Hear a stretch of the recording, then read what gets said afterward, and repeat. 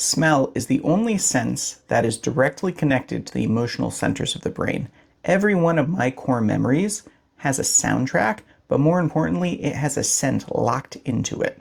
Today, I want to take you through the scents from my childhood, from my life that make me feel alive, and I want to work through my journey in perfume and cologne in the scent world and how I got here today making these videos for you.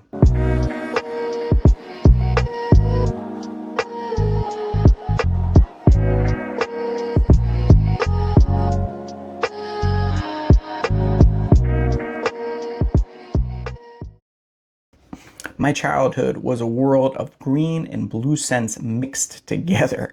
I grew up a lot out in the country in upstate New York. I spent so much of my childhood in the summers, in the winters, running around outside, especially in the summers, running through those green fields, getting those scents of grass, of hay, of just a fresh air, the post-rain petrichor smell. And then the summers, a lot of that time was spent up in Maine. Every year we'd go up to Maine for a family vacation. And when you got to the beach, often there'd be these big sand dunes, so you couldn't actually see the water yet, but you'd open the car door and you'd get this blast of salty sea salt air in your face. And anytime I smell that now, it brings me right back to those beaches and it makes me feel alive. And on top of that, as you walk out to the beach, especially up in Maine, there's these big, huge rosehip bushes. And you get that herbaceous green, slightly nutty, fruity type of smell sometimes from the rose hips. And it just lights up my world when I smell those types of scents now, because it just brings everything flooding back to me. My mom, my grandmother, and my grandfather on my mom's side were all very avid gardeners. So I also was around fresh flowers and fresh produce. My grandfather was big with the tomatoes throughout my entire childhood. So those smells play in a lot. My mom wore a lot of floral scents. So when I think of floral scents, it reminds me of her roses. We had roses everywhere, rose gardens, roses drying on the walls, roses on the tables. I love rose scents now, and I think I can directly see how that played into my world. I also spent a lot of time picking fruit, going to apple orchards, pear orchards, and I happen to love both pear and apple scents, more apple than pear, but that plays a lot into my world too. All those scents play together into things I appreciate. Are those the only scents I like? No, but they have laid the groundwork for what I love, and when I wear certain scents now, it brings back memories of the beaches, of the fields, of my grandparents, spending time with my mother when I was little. It really opens up my memories in my world, and it is one of the most spectacular feelings that I get. I'm often asked if my dad had a signature scent, because I remember my mom having those florals. Maybe he did. I have no idea. I think I remember a little aftershave, but he had a beard for most of my childhood, so I don't really remember what he wore. And I don't think he did have a signature scent. I don't think he wore much cologne or perfume back then. I started actually getting into scents that come in a bottle probably around high school time. I remember going to the mall and getting samples. The cool ones at the time were like Acqua di Gio, Cool Water by Davidoff, Blue Jean.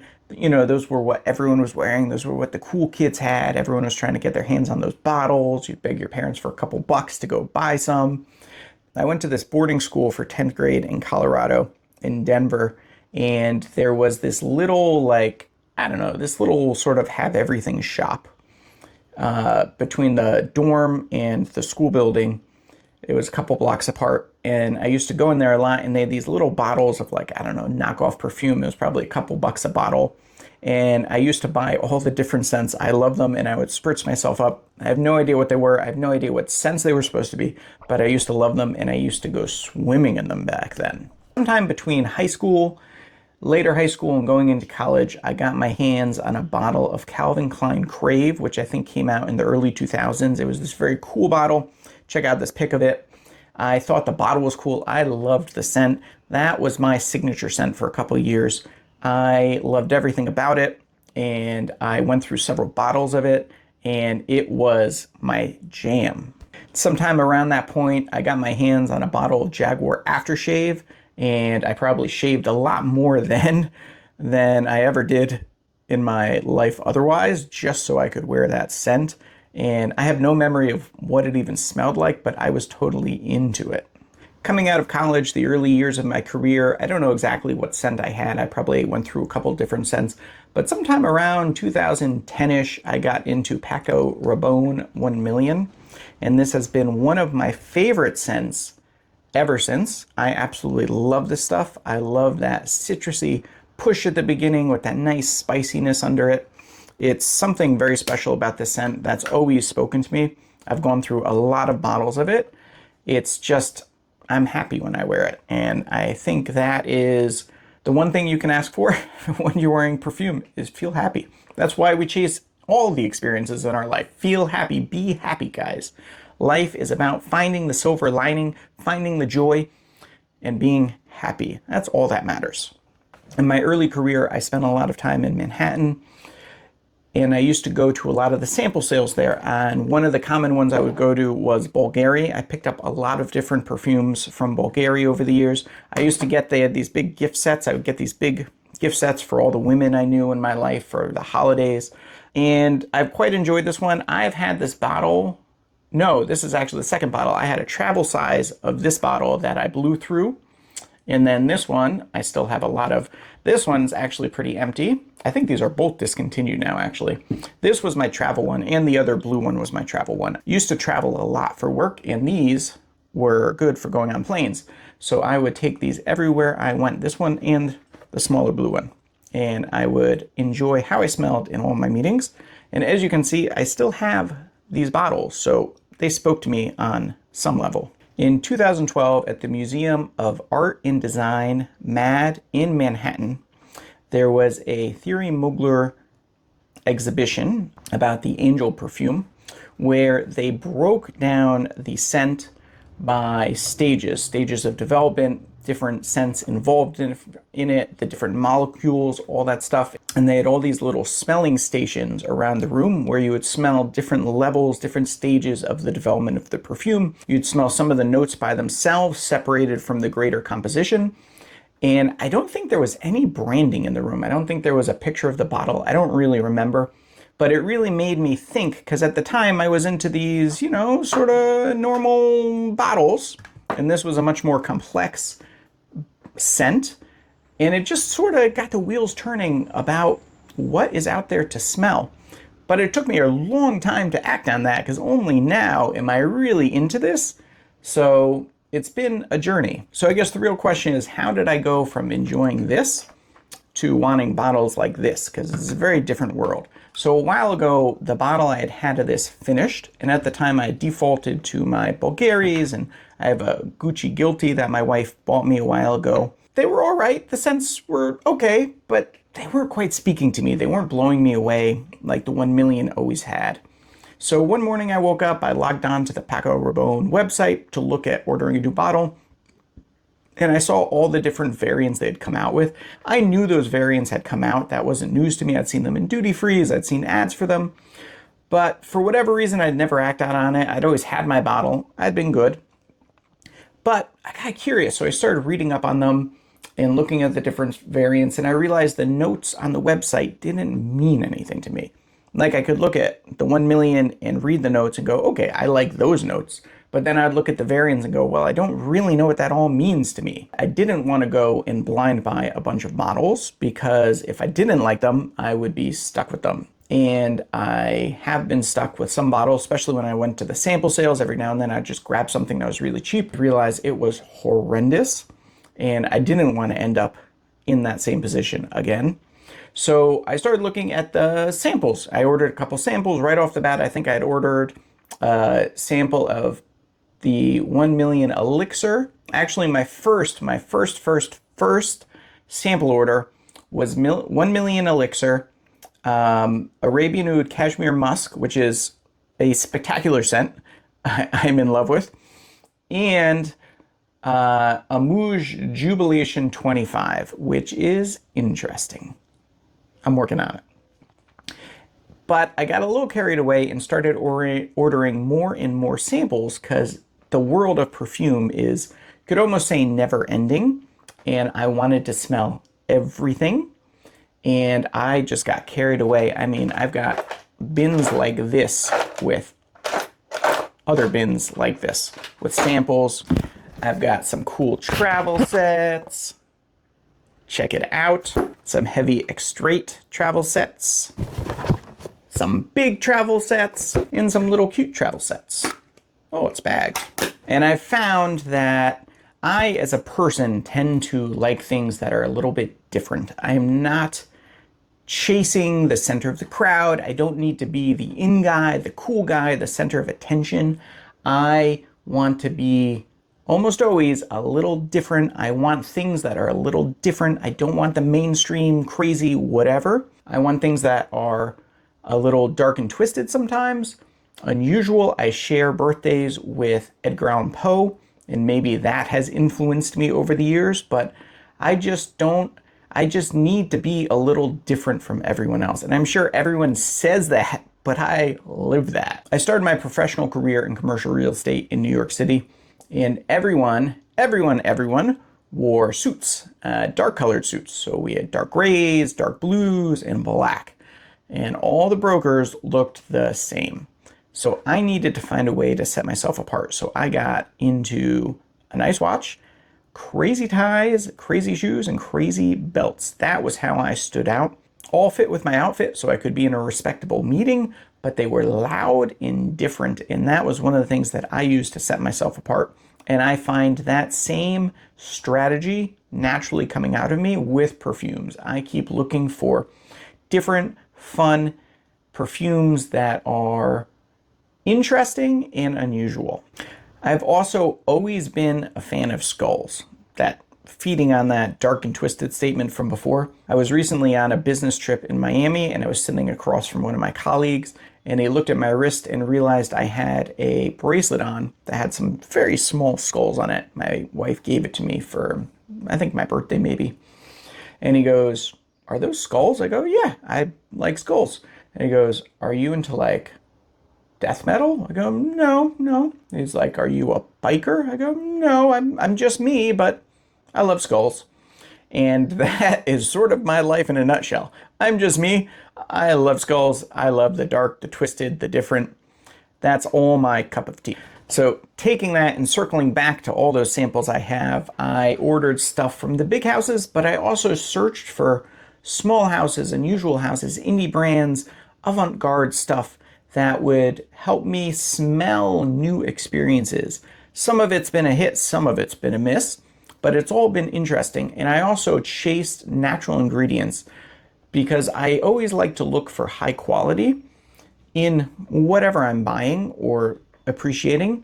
And I found there is often a correlation between the brands that are using natural ingredients and the quality of the product they put out. There is also a direct correlation in pricing. But I really enjoyed getting into natural musks, natural oud, natural ambergris, and seeing how these scents play through the composition of a perfume, but also how they compare to perfumes that use synthetic alternatives to the natural ingredients. And this is in no way smack on the ones that use synthetic. There are some spectacular, amazing, mind-blowing scents using synthetics. And I'm not saying that the natural is better or worse. It's different. And I am here to smell and feel everything. I also found myself leaning a lot into the Middle Eastern houses. My wife is Lebanese American. My father-in-law is Lebanese. I've spent a fair amount of time in the Middle East. Just enjoying those scents. They're different. They're fun. They have a different way of looking at the world there, and I find that comes through fragrance. They've also been into fragrance for a really long time, so they have a very mature mentality about building and developing fragrance, and I really enjoy those scent profiles and the notes they use. And I find a lot of those Middle Eastern scent profiles stand out here in the US. Though I do find some of the heavy, oudi type of Middle Eastern scents I enjoy. My wife just says, "Oh dude, you smell like my dad's friends who are older men." So there is a little bit of a balance there. Through this process, I've learned about the scent triangle, the scent profiles, the scent DNAs, the houses, how they develop, why they develop, the paths that different houses have taken, and how there's only so many really big names in the perfume industry, and they sort of move around the different houses and make a lot of perfumes at different houses that have familiar DNAs. And I always think it's funny when I see people duking it out over dupe brands and similar DNAs and who's copied who. If you enjoy it, spritz it, smell it, buy it, it doesn't matter. If you enjoy it, be happy.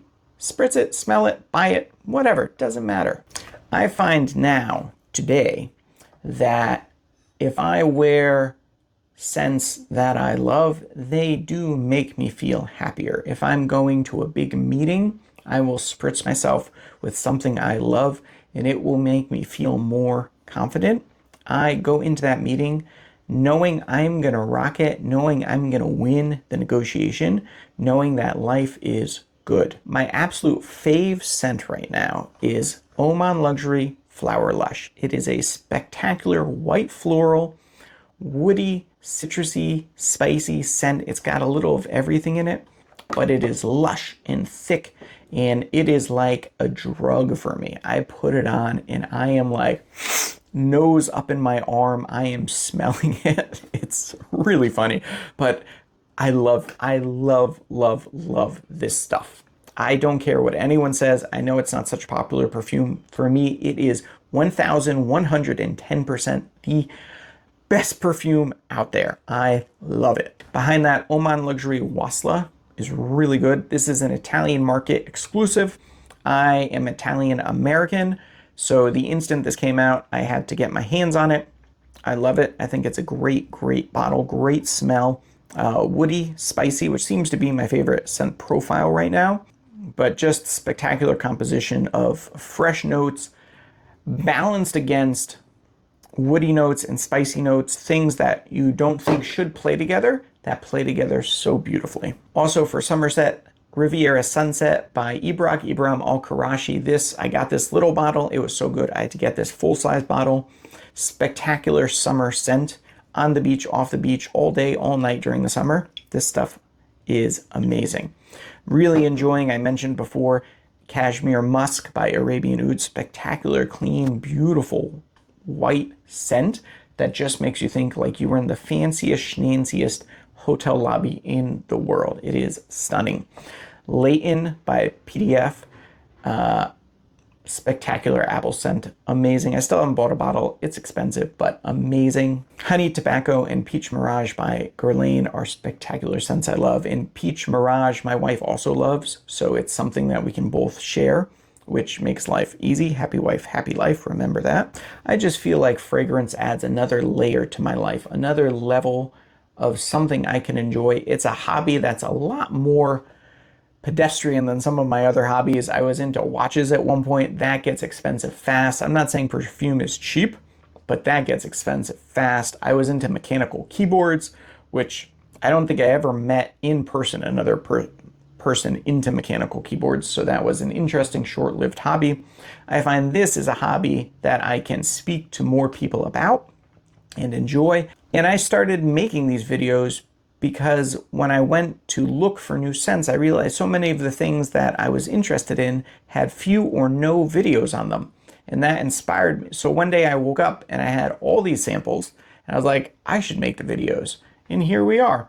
So if you're starting out and getting into scents now, or you've been into scents and are looking for something new, I would say sample, sample, sample. Get samples. Don't buy full bottles. Don't do blind buys. You don't have to. There's no FOMO. It'll take a couple more days. It doesn't matter, dude. Just get the sample, work through the sample. You love it, great, get the full bottle. You don't love it, great. It's done in a couple wears. It's the best way to do it. Don't blind buy lots of bottles. You don't need it. Reddit is filled with people who blind bought a ton of bottles and are now trying to offload them. So with that, guys, like, subscribe, follow. Let's go on this adventure together. Let's go on this journey. Life is a journey, not a destination. Let's find the best scents out there and smell good and be happy all day long.